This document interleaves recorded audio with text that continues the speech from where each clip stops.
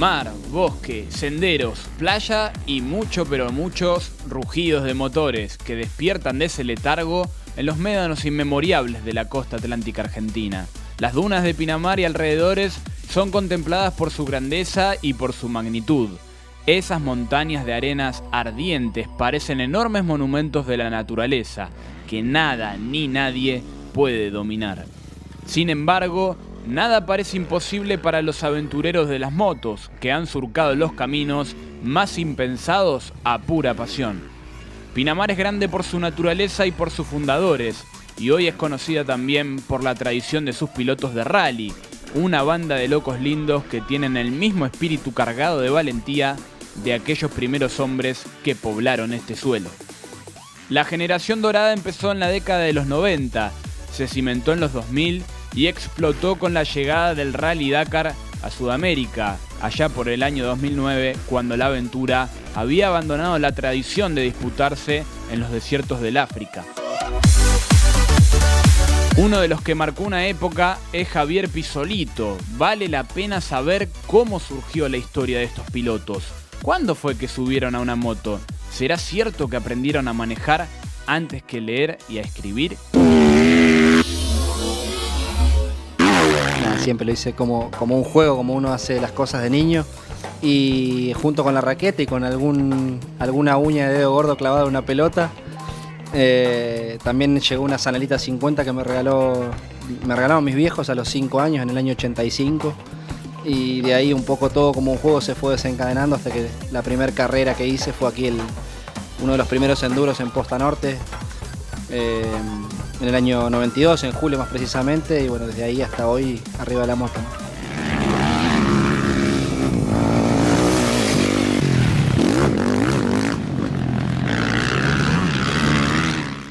La primera moto de Pisolito, una Honda XR100, 4 tiempos. Corrió 2 carreras con eso y ya después pasó a una Kawasaki KX80, 2 tiempos, ya una pura sangre. Cuando empezó a competir Javier, que tenía en ese entonces 12 años, hablamos del año 92, se empezó a hacer, empezó a correr, él que tiene moto, por supuesto que empezó mucho antes. A los 5 o 6 años ya empezó a andar en moto y a los 12 empezó a competir. Bueno, Javier desde que comenzó a competir siempre fue un chico muy tranquilo para correr, muy prudente, no se caía, no se golpeaba y bueno, era metedor y iba, no caía nunca y bueno, y ese era el final de las competencias.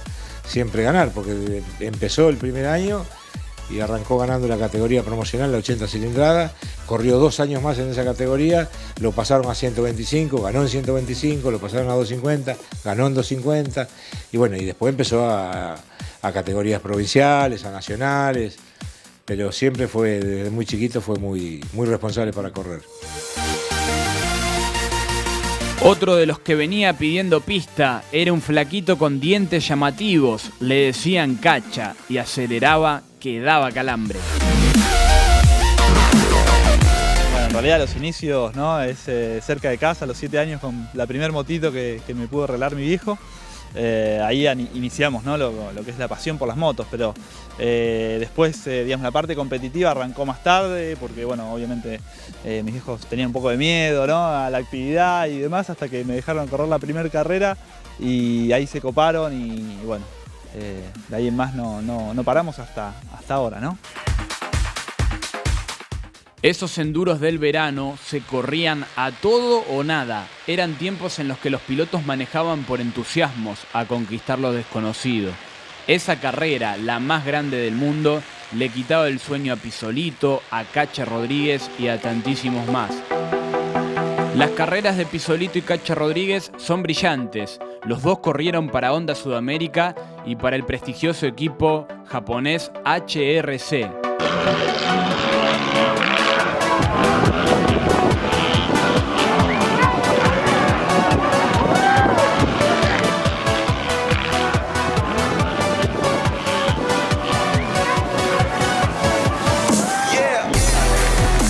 ¿Pensaste que ibas a realizar la carrera que pudiste hacer con tantísimos Dakars en el lomo?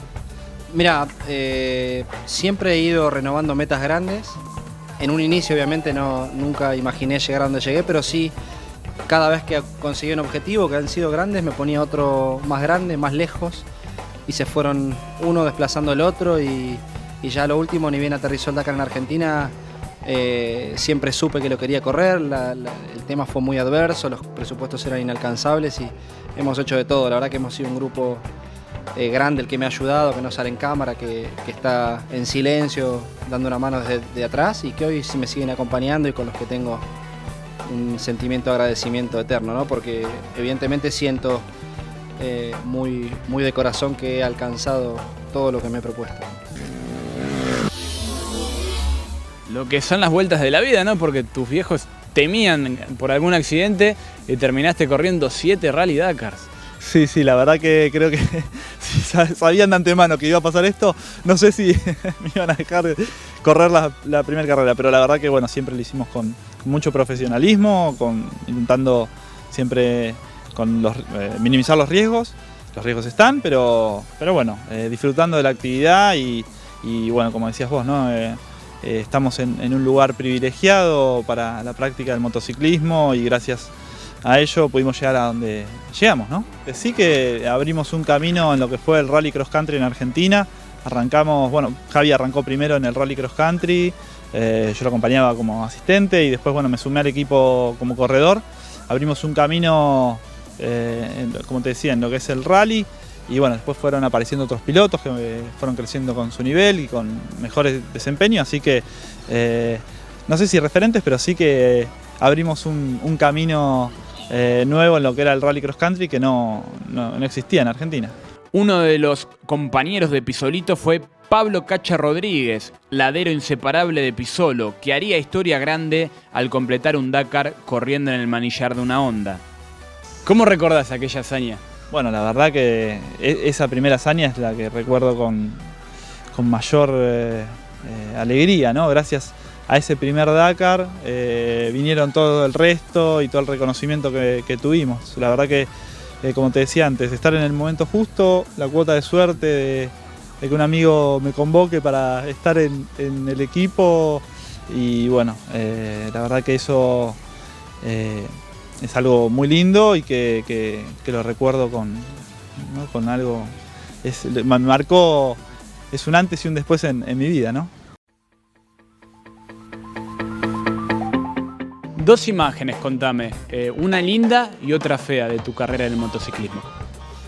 Alguna imagen de presentación del equipo HRC año 2013 con un octavo puesto que al momento había sido histórico. Y que para mí era acariciar el cielo con las manos, ¿no? El mejor equipo del mundo sin ninguna duda y nosotros ahí después de una lesión grande. Ese es un buen reflejo y siempre deportivo hablando, ¿no? Y después por ahí la lesión tirado en el piso con un final incierto, ¿no? Esas veces que sabes que estás lastimado y que bueno, simplemente poner buena energía para aguantar. Eso es la foto, digamos, la contracara de todo eso lindo que me ha pasado. ¿También te pasó algo feo, que una moto prendida a fuego en la largada de 9 de julio? Ese es otro episodio del Dakar, de un sinsabor, pero con la vida que no corría riesgo. Por eso te puse el otro ejemplo, pero sí. Sin embargo, Pisolo y Cacha Rodríguez no son más que dos exponentes de una época, dos apellidos sobresalientes de toda una generación, porque hay muchos apellidos antes y después que hicieron historia al manillar de las motos.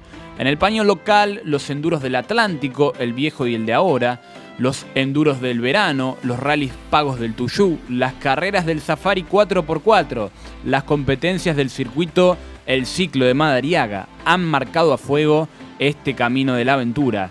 Pinamar es una ciudad tan fierrera como aventurera, no hay vuelta que darle. Los apellidos ilustres van desde Luis Pighetti, el geselino ganador de 10 enduros del verano, pasando por Javier Altieri, especialista en motos y cuatriciclos, el eléctrico Miguel Conti y tantísimos más, como el Negro Gómez, que toma la palabra y aporta sus recuerdos de cómo fue que arrancó allá por la década del 70. Cuando se inicia el motocross en esta zona, cuando el motocross no existía, que todos los pilotos corríamos con Gilera y con Zanella, que era la categoría nacional, y la internacional eran motos europeas como la Bultaco, Maico, Montesa y Husqvarna. Esas eran las motos que se corrían en aquella época. Es decir, que las motos japonesas no incursionaba ninguna. Podría ser en los últimos años, ya llegando a la década del 80, que aparecieron algunas Yamaha. Todos saben que está el enduro del verano, pero no saben cómo se inició, cómo empezó el motocross en la zona. El motocross empezó en la década del 70 con Zanella y con Gilera. Gilera argentina y la Zanella de Juan Zanella. ¿Vos te animaste a competir en algún momento? Sí, cuando Javier ya corría, no, todavía corría en 80 él. Sí, tendría 14 años él y yo también me prendí, porque a mí siempre me gustó. Y hice un par de carreritas. Por supuesto que yo con una 250 y él con una 80 nunca le pude ganar, pero bueno, igual competía. ¿Y el motociclismo en líneas generales de aquel entonces tenía como un aire un poco más romántico que ahora? Porque muchos pilotos se terminaban arreglando sus propias motos, ¿no? Bueno, en esa época era todo muy de entrecasa, digamos, equipos oficiales prácticamente en el Enduro del Atlántico empezaron a aparecer a lo último, que empezó a aparecer Honda con pilotos buenos, pero generalmente era más familiar, era ir a pasar el fin de semana, llevar la camioneta, la casilla rodante, preparar las motos nosotros, o sea, era más familiar. Los tiempos cambiaron, ya no hay tantos espacios para correr, el avance de la tecnología y la profesionalización del deporte le quitaron mañas y saberes de mecánica a los pilotos, pero la pasión sigue intacta. ¿Qué hay que tener para ser un buen piloto? Tenés que tener una buena máquina, un buen presupuesto, la verdad que se hace muy difícil, ¿no? Si no tenés los recursos para poder tener un vehículo acorde. Obviamente que siempre un poco la cuota de suerte tiene que estar.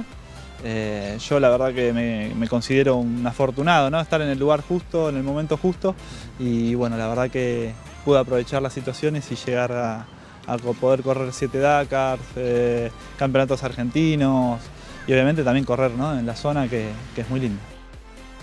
Para correr en moto en aquella época había que tener amigos chapistas, amigos mecánicos, amigos pintores. Era muy difícil, si no tenías esa cantidad de amigos no podías correr en moto, ¿me entendés? Y hoy yo no digo que es más fácil, pero el que tiene un dinero, tiene $20.000, te compras la moto, corres en moto, salís a pasear y entrenás. Antes si corría no tenías moto para entrenar.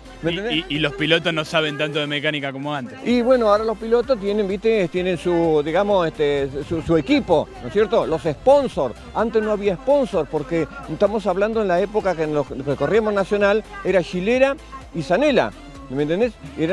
Y argentinas. ¿Y cómo se bancaban entonces? Y bueno, con las peñas. Formábamos peña, nosotros todos teníamos taller, todos éramos mecánicos de moto, los que corríamos, y bueno, formábamos los grupos, hacíamos asados, juntamos un dinero para poder viajar. ¿Cuáles son las mejores dunas para circular aquí en Pinamar? En realidad todas las dunas, el bosque, los senderos, cada vez queda menos, obviamente, pero lo disfrutamos mucho. Tanto el norte como el sur de Pinamar tiene unas dunas espectaculares y el tiempo y el progreso de las ciudades balnearias ha crecido y bueno, ahora se corta un poco.